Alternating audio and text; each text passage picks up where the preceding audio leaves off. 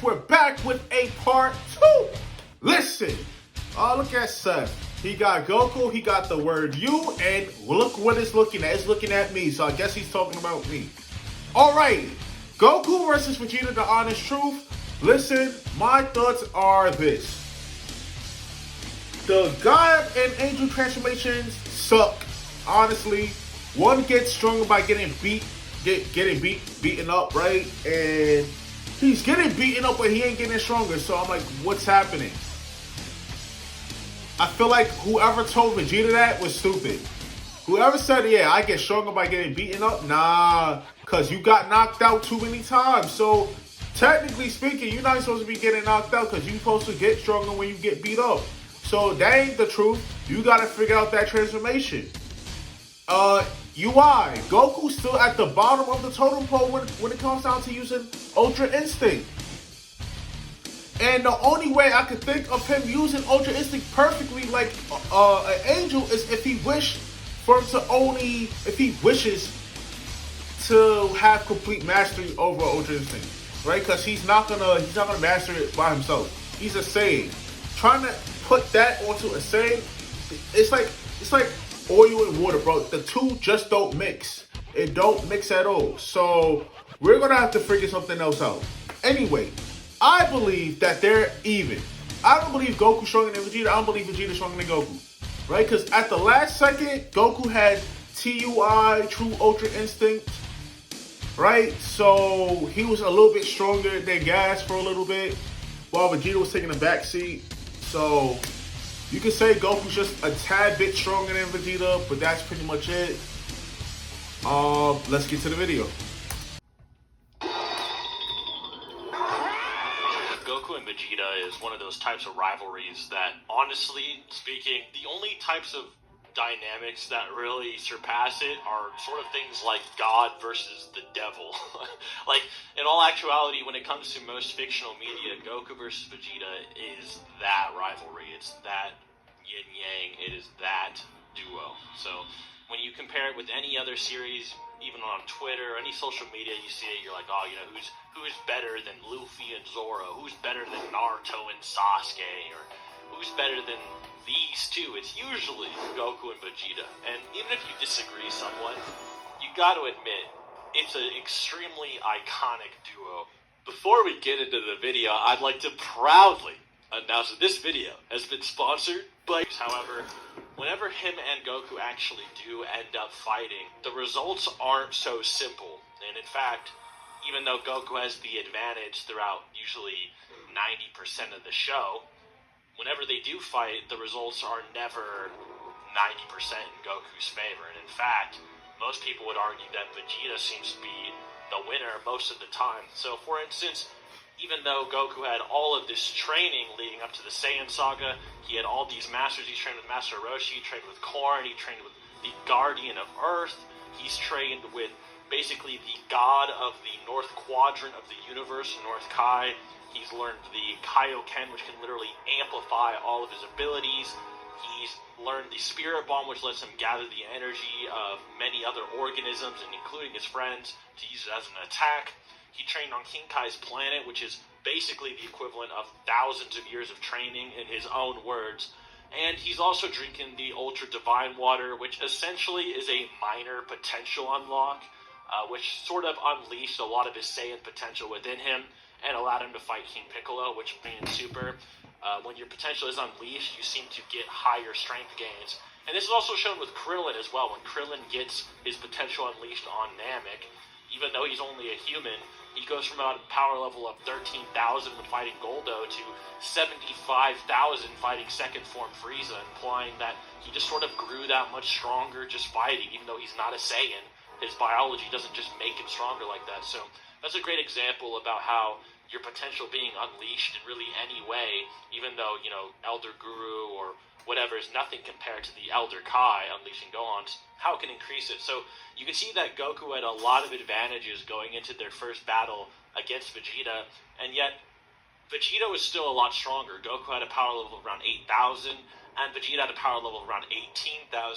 And then, of course, Goku, using Kaioken times 3, multiplying his power by 3 times, was able to beat around Vegeta. And even then, Vegeta was able to survive so long that Goku began to get worn down, and by the time they were having a Gallic Gun versus Kamehameha Beam struggle for the fate of the Earth, he was literally going to vaporize Earth to beat Goku. It seemed like Vegeta actually was holding his own against someone who should be a lot more powerful than him, and then Goku has to unleash a Kaioken times 4 Kamehameha 32. Now, my thing is this. We don't know what training Vegeta had to go through. And mind you, Vegeta is at least 10 years older than Goku. Goku's at least 19, 20 years old. Right here in this clip at the start of the Saiyan Saga. Vegeta coming to this planet is 30. He's a whole 10 years older than Goku. Right? I mean, that's been retconned now because in Dragon Ball Super Broly, they're all born on the same day. So it's like, alright, so Vegeta's not 10 years older than Goku now, I guess. 2,000 power level versus a guy with a power level of 18,000 just to fend him off. And then when Vegeta gets launched back, and after this, Vegeta is arguably still battle ready. And in fact, he fights many Z fighters and still has energy to spare to become a new Zaru. But one thing that's interesting and that King Kai and Goku both note is that Goku, after this Kaioken times 4, his body is completely ripped apart, implying that Vegeta may have been able to just go down there and just keep fighting until Goku was worn down, because Goku really didn't have the endurance any longer to keep spamming Kaioken times 3 or 4, while Vegeta, while he was injured, it's really not so apparent how injured he was. And even then, when he does eventually use a power ball, he basically just crushes Goku. And if we're using unfair techniques as an argument, Goku is literally using a technique that unfairly multiplies his power level that Vegeta doesn't have, as well as using techniques such as the Spirit Bomb. I mean, again, we don't know what training Vegeta went through. So to say that Goku's using unfair techniques doesn't make much sense because, again, who has the stronger base power? It's Vegeta. Vegeta has the stronger base power, right? And then when he took that, Kamehameha, got launched into space or whatever, he still looked like he was fine. He just got irritated. So that means to tell me that his power level wasn't just 18K. It had to be a little bit higher than that, or a lot higher than that, right? Around, because it didn't obliterate him. It didn't kill him. So that tells me that Vegeta's power level had to be a lot higher, which allows him to gather energy from outside forces and influences to help him fight Vegeta. And Vegeta, all in all, I'm going to be straight up honest, even if it was just 1v1, he would have beaten Goku in pretty much every single way imaginable. The only way Goku might be able to win is solar flaring base Vegeta, getting a Spirit Bomb ready, and then launching it at him. That's really the only conceivable way, but otherwise Vegeta kind of did beat him in their first battle. The next time they fight, it is Super Saiyan 2 Majin Vegeta versus... And mind you, he caught a whole amp. So the roles were switched, but Goku's intentions was not to fight Vegeta right now because they have something that they need to do. So he was not focused on Vegeta. He wasn't even looking at Vegeta. He was looking at Majin Buu. So this one, Goku could have easily just went Super Saiyan 3, body bagged Vegeta, and then went ahead and fought Majin Buu. That's how I see it. But Vegeta did get the win. But if we're going to use Seth's logic, we got to say that, hey, well, he took advantage of the situation. He caught an imp from Babidi on top of that. And then when he told Goku, hey, let's get ready to fight Majin Buu, he knocked him out. Because Goku trusted him. So we got to put all that into retrospect. I feel like Goku was going to body bag Vegeta at this point, right here. This point, this was Goku's win if he would have transformed a little bit more. Versus basically a angel undead Goku who was brought back from the afterlife for a tournament in the Buu Saga in Super Saiyan 2 as well. Now, this Super Saiyan 2, basically dead body Goku, basically has just the amount of same unfair advantages that Majin Vegeta has. Majin Vegeta having a weird, durable Majin body like Spopovich did versus Videl, where he can literally have his neck snapped, and Goku having a weird, more durable undead body, and this undead, stronger body is noted during the Buu Buu fights later when Vegeta gets revived and Goku's like, hey dude, you're not dead anymore, like your body is like more susceptible to damage, and we see this in the afterlife and many other things. So basically they were completely even when they're in this battle, the only difference being that Goku arguably should have more fighting knowledge with his mentors. He has instant transmission and he should have an advantage over Vegeta. Yet Vegeta arguably has the upper hand. In fact, some people think Vegeta's actually stronger than Goku in that battle, yet he's not. They're actually equal. They're actually stated to be equal numerous times. Yet Vegeta is arguably beating Goku, who should just have more advantages than him. Now, Goku was holding back due to this, and this is due to like a whole character arc with Vegeta not needing to realize that Goku, even if he has all his powers, he's not the one who could save the day by himself. And basically, Vegeta was still trying to follow only in Goku's footsteps. Even when he fights Majin Buu after the battle, you see him mimicking Super Saiyan 2 Gohan, you see him mimicking Goku's actions. You see him trying to do everything to basically be the main character, and he's not trying to explore his own power. So narratively speaking, he could never be like the top guy. So yes, Goku still had Super Saiyan 3, but when it came to their actual fight, Super Saiyan 2 versus Super Saiyan 2, you know, the fair fight, I feel like it was even, though. Vegeta was kind of winning low-key. Now, the fight never concluded, Vegeta just catches him off guard, but even then, they then again sort of get into it after the Dragon Ball Super Battle of Gods arc. And in this arc, basically, we see in Fukatsu no F, or even the Universe 6 training arcs, that basically Vegeta, despite, you know, not having any God ritual amps or any BS like that, he basically reaches Goku's God level in about 6 months of training with no help. He does it all by himself, and he reaches the... That is complete cap, because we all know that man went to Beerus. We all know he went to Whis. He somehow went to Beerus and Whis and trained with them for those 6 months. So to say that he did it by himself, no, he didn't do it by himself. He went to Beerus and Whis, 6 months of training, got him to God tier, right? So he didn't get that amp from the Dragon Balls like a Goku did, right?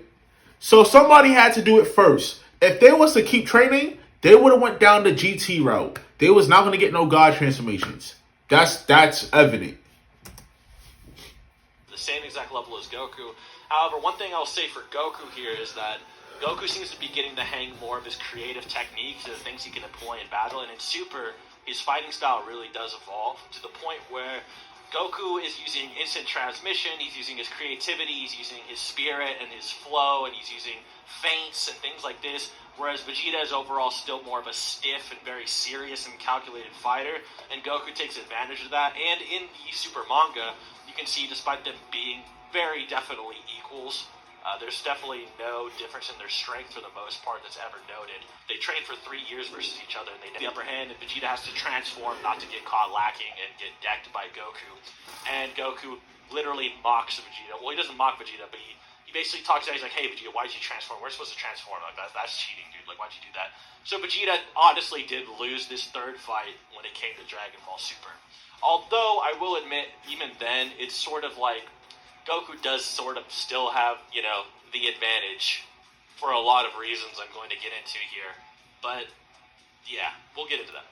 A lot of their fights tend to be off-screen, however, such as the 3-year time skip when they were in the Hyperbolic Time Chamber for the Universe 6 arc. Now, it wasn't a 3-year time skip, but they technically had a 3-year time skip because they were in the chamber for 3 years, if that makes sense. And even after the Tournament of Power in the anime, they are shown fighting at the end, but we never see the results of it. Same thing starts off with the beginning of the Broly movie. They have fights. We never see the results. However, one thing that should be noted is that in Dragon Ball Superhero, it seems like Goku mops Vegeta in all of these fights, like pretty concretely. So Goku is basically always mopping him, and there's no reason really he shouldn't, honestly. Like, throughout Super in most of Z, yeah, Vegeta does get a lot of power-ups. He's trying to find himself. But Goku's the main one who evolves as a fighter compared to Vegeta throughout all of this. Whereas, you know, Goku's learning about autonomous movement, ultra instinct, you know, that insane fighting spirit that amplifies his ability to dodge, react, and move. Vegeta is just sort of like enhancing his power level more and learning about his true pride and all of that.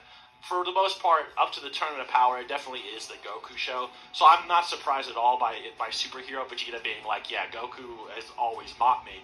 But then again, by the time Superhero does come around and they're fighting in base form, Vegeta does seem to win. So even though 3 out of the 4 fights we have kind of seen, unless I'm missing one, hope not, Vegeta seems to be on the upper hand. So it's kind of weird that Goku always seems to be noted as stronger, but whenever we do see them go at it, Vegeta seems to be the winner every single time. But we then learn after the Tournament of Power, when it comes to the Moro arc, that Goku not only has these unfair advantages because of all his mentors. So the reason Goku gets Ultra Instinct to form beyond, Kaioken times 20 or Evolution shown in the Tournament of Power is because his mentors throughout growing up, that nurture I was talking about earlier or hinted at, is sort of starting to evolve and coalesce finally, and starting to click in Goku's head. Whereas Goku is mainly training with these gods and sort of getting power-ups by training with strong people, the lessons they were teaching him never really seemed to fully click with him. And then when he finally gets to the Tournament of Power and he has to learn, all the lessons really start to flow into him. That's why he's able to unlock Ultra Instinct, whether it be Korin teaching him how to move, Popo teaching him how to move, Master Roshi even teaches him how to move, even King Kai and Kami teach him how to move. Everyone's teaching Goku about this spiritual lesson how to fight. And even on Yardrat, they teach Goku about his inner self and his inner spirit, which allows him to use his power level more efficiently than you would be normally. So not only is Vegeta overall an extremely stiff person to begin with that can't use his actual power very well, Goku, on top of already being able to use his power pretty well, then gets Yardrat training, which amps it even further. And so when you see in the Android arc that Vegeta surpasses Super Saiyan Goku, even though he just had this Yardrat training, you start to see why that's more impressive and why Vegeta still has people's respect, even though Goku is always a lot stronger than him. So one thing I like about the Moro arc is that it's like, hey, one reason Goku has all of these advantages and is learning Ultra Instinct is because he had all these people teaching him stuff. And yeah, Vegeta can get stronger, he's a Saiyan, but when is someone going to teach him a thing or two? That's up to Vegeta. Let me remind Seth that Vegeta once upon a time didn't want help from nobody. He thought he was Mr. Big Strong Guy. He could do it by himself. That's what he thought, right? Until he realized that, hey, I might need to be trained. Maybe I should get a teacher or two so I could learn. And that's when he started to grow, especially in the Moro arc. When he went to Yardrat, right? He got so strong when he learned spirit control, right? He don't even use it. He don't even use spirit control, bro. He don't use it. He has techniques, but he goes, it's like they learn techniques and then go right back to doing what they were doing before. Different, or teach him how to use these different forms, or let loose like Goku does to fight better. And that's what the Moro arc did for him. So by the time, Miras trained Goku, a literal angel trained Goku, and Vegeta just did training that Goku did back on Namek, Vegeta is arguably stronger than the training that the angel gave Goku. So Goku gets this ultra... But hold on. Context, my friend. That angel is a novice. Rookie angel. Not Whis. Not none of the other angels. He's a newborn angel. Literally. Newborn. Came out the womb. Came out the fruit. He's a fruit. Literally newborn. No, he's a novice. Since he's a rookie, by default, he knows Ultra Instinct, right? By default, but his Ultra Instinct isn't as good as Whis' Ultra Instinct. Now, if Moro was to somehow touch Whis, which he can't, but if he was to, right, then it'll be a problem. I'm just saying. Ultra Instinct, Omen, God Technique power up way beyond the power of Blue. And then here comes Vegeta with Yardrat training, finally learning how to use his power level properly. And he's arguably just completely shattering and outdoing Omen Goku. So, you can sort of see how Goku's had a very unfair advantage throughout most of the series. So even though Vegeta has arguably more potential, he's never had it necessarily unlocked like Goku did for the most part, but we do see eventually when Vegeta does get those same things, he's easily able to catch up to Goku. And a perfect example of that as well, that Goku did have his potential unlocked and Vegeta didn't, is that Vegeta, even though he was completely inferior to Goku, even base to base in the Buu Saga, the second Vegeta had his potential unlocked by Babidi, and yes, he had his potential actually unleashed by Babidi, even after he came back from the dead, and this is stated in the guidebooks, him and Goku are just equals. In base to base, they're equals now. And this is a perfect example of how when Vegeta gets the same treatment as Goku, he's able to do what he does. And now we see, after all of these lessons, and now he's finally, actually taking advice from other people, such as the God of Destruction, he's actually training with a unique mentor that Goku's not really. So, watch this. I can show you how to get the biggest discounts online when you shop at major retailers like Amazon. So Goku's never really had these hardcore Hakai or God of Destruction lessons from Beerus, and Vegeta finally has that over him, and now you can kind of see Vegeta really catches up to Goku, and that's where we get Ultra Instinct Goku versus Ultra Ego Vegeta, which is sort of the title of this video. Now, I know it kind of took me a while to get to this point, but I felt like that long, like almost 15-minute introduction is actually necessary for me to sort of exaggerate what I mean with this battle here. So this will be the Granola arc, and so one thing we do know about Ultra Instinct Goku, especially in the manga and the anime, is that they're completely different for the most part. Well, they're not totally completely different, but in the anime, Ultra Instinct seems to be sort of this actual instinct-bound power-up where Goku, basically, the more obsessed or the more into the fight he can get, and the more just completely enwrapped in the fires and the heats of battle he can get, the strongest Instinct becomes, and the strongest Ultra Instinct becomes. Whereas in the manga, it seems to be more about tranquility, self-peace, and things like that, and controlling himself. And then eventually, with his true Ultra Instinct, he completely surpasses that concept by kind of like reaching more into what the anime was going for. And I also wanted to get into that later, but basically, when it comes to Ultra Ego Vegeta versus this Ultra Instinct Goku, they're both sort of in this pre-final instinct stage. So yes, true Ultra Instinct Goku is stronger than Vegeta, but you also need to remember that Vegeta truly hasn't found his own instinct form either, or even though he has this God of Destruction power-up, this Ultra Ego power-up, you have to know that it's very similar to the white-haired form of Goku in the sense that Vegeta's like, this isn't really me. So yeah, I got this power up, but like I'm not really that guy. Like I can't use this power to the utmost, just like Goku can with his white-haired form. Because yeah, I mean it's kind of who they are, but not really. So yes, Vegeta also probably will get like a true Ultra Ego form, just like Goku got a true Ultra Instinct form. So I don't really want to compare those. I want to compare more the white-haired form to the purple-haired form. Another thing about True Ultra Instinct as well is that True Ultra Instinct, while yes, it does apply to the Black Omen form, and that's what Goku could mainly use it with, I think one thing you guys might find interesting is that the True Ultra Instinct power-up also will apply to the white-haired form eventually. And the anime, once again, does a better job of showing this than anything else. And in fact, I was going to make a whole video about this, but I'll get into that at the end about True Ultra Instinct white form.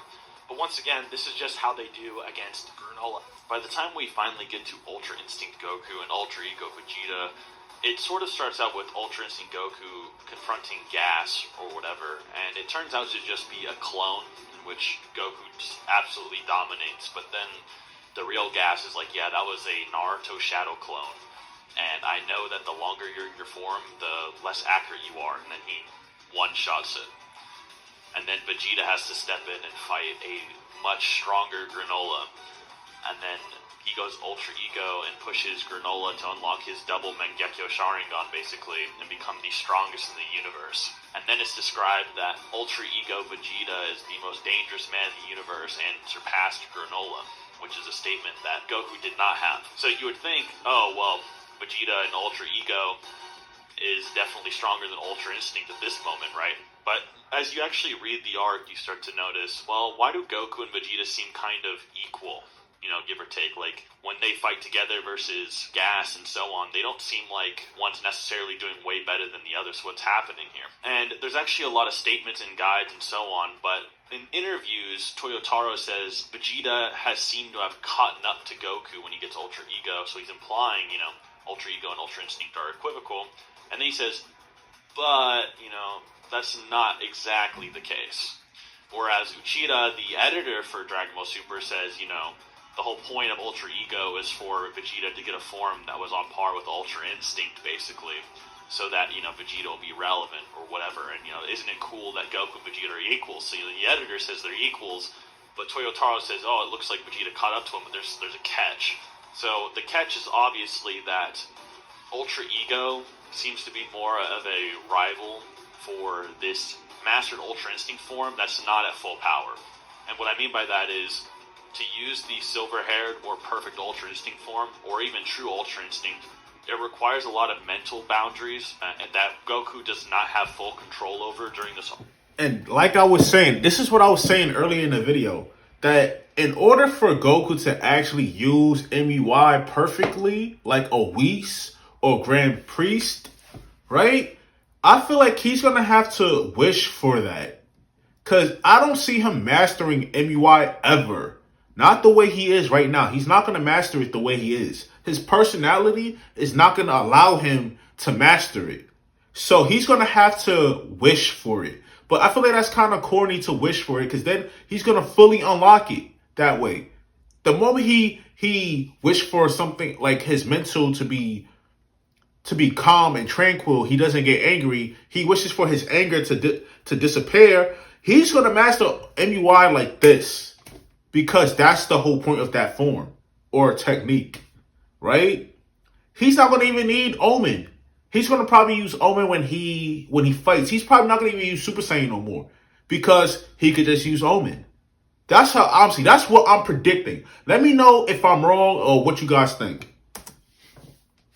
Hard. So you might be like, hey Seth, why was Ultra Instinct in the Moro arc so insanely Giga Chad, and then in the Granola arc it seems kind of weird, and like it has like a shorter time frame than like Kaioken even almost. It seems kind of weird, right? Well, the point of it is that Goku's mindset doesn't allow him to just use the full Ultra Instinct all the time, even though he has the training. And on top of that, it seems that the Master Ultra Instinct form also has a Susanoo that Goku can kind of just whip out, so it seems as though Ultra Ego seems to be compared to this nerfed white-haired form, if anything. And the nerfed white-haired form still is very powerful. I mean, it dominated Gas when it was at full power. It just wasn't able to retain it. And I would honestly say that this nerfed white-haired form would probably lose to Ultra Ego just due to, like, the time limits and the fact that Ultra Ego is, like, Vegeta isn't fully out of the race just yet, even with that information.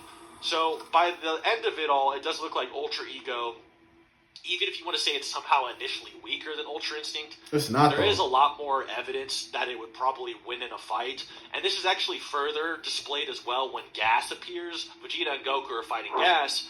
Vegeta's like, hey dude, like, my Ultra Ego's evolving still, like, I'm getting stronger, and you're like the same guy, basically. You know, it's kind of weird that I'm evolving my form more than you. Isn't this your thing? Like, so Ultra Ego Vegeta is kind of like, why am I surpassing Goku? Why am I evolving more than Goku? And then Goku's like, I need to look deep. I need to find something else. And then he gets the true Ultra Instinct. So in terms of the white-haired form versus the purple-haired form, it does seem like Ultra Ego would have the upper hand if they did fight. However, this is what I wanted to bring up that I foreshadowed a bit earlier, is that the white-haired form will still probably be relevant. And it's not just the white-haired form versus the purple-haired form, but they're basically their mindset or their perspective on their own instinct or their own selves that kind of empowers these forms. So even though True Ultra Instinct is technically a form, even with the black hair, I do, and this is just my hypothesis, that it will apply to the white-haired form as well. And this is actually shown in the Gas fight where you see Goku go into the white-haired form, and then you see basically that Susanoo appear, and then he goes to help out against Gas. And I think that's True Ultra Instinct emerging with the white-haired form, which is still kind of an anomaly in itself. Like, what does a Susanoo have to do with automated movement. There's something else we're not getting. But this is shown in the Tournament of Power as well. Basically, in the Tournament of Power, despite the white-haired form being this tranquil form, this self-movement form, we see in the anime that Goku actually utilizes basically true Ultra Instinct or anger or his emotions with the white-haired form. And even though Jiren unlocks this hidden power and arguably gets amped, even though he might be a little bit restricted due to his mentality, Jiren might actually be nerfed in this fight, as crazy as that sounds, which might make him more relevant in the future, but that's a side point. But basically, Goku, despite getting kind of beat up by hidden power Jiren, once he controls his emotions and he uses his emotions as a power-up, he bullies the pip out of Jiren, which is sort of foreshadowing this true Ultra Instinct. Now, I wouldn't be surprised if what Goku did against Moro, where he used the Susanoo, was also true Ultra Instinct mixed with the Mastered Ultra Instinct form of the white-haired form. So yes, if Goku was able to use his true Ultra Instinct, like emotional power-ups versus Vegeta Ego with his white-haired form, the white-haired form would win. But I think normally, like the imperfect version, Vegeta would probably win. And once again, I will say this again, Vegeta probably will get his own true Ultra Ego form as well. I mean, like, get real. That's literally the correlation or the similarities between their forms. They both were using forms not true to themselves. So with that out of the way, I would say that it does seem like Vegeta has a more impressive track record versus them, but I will say, Goku beating up Vegeta apparently for 3 years straight in the time chamber probably means that Goku's win record is probably a bit higher. We just haven't seen it. So other than that, I hope you guys enjoyed the video. I actually decided to make this video because I was leading up to an Ultra Instinct or Ultra Ego or final true Ultra Vegeta video. And I thought it'd be interesting to talk about Vegeta versus Goku first before I did that, because I really want to highlight the differences between Vegeta versus Goku and Vegeta.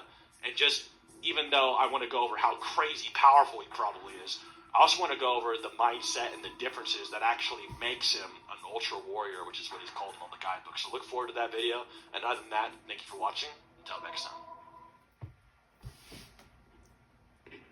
Alright, y'all. If you guys want me to react to that Ultra Instinct Vegeta video, just comment down below. Hit the like button. If you're new, subscribe to the channel for your boy. We're really getting closer to 30,000. Ooh, I can't wait. Ooh. Can't wait for that. Yeah, y'all.